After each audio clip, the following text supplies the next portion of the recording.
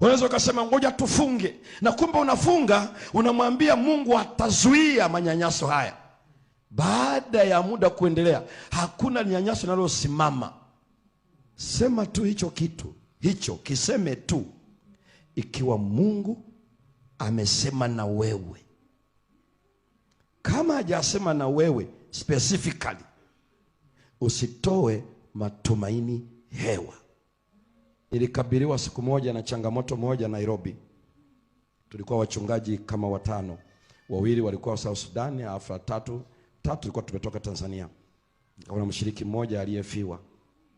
Na alifiwa mume wake miaka kama 3 iliyopita, alafu akaja akiwa kasa kwenye mji miaka kama 2 iliyopita. Lakini alimwachia kijana mkubwa na wengine wadogo. Alafu huo mwaka ambako tunaenda kwa yule mama ni muumini Mwadventista,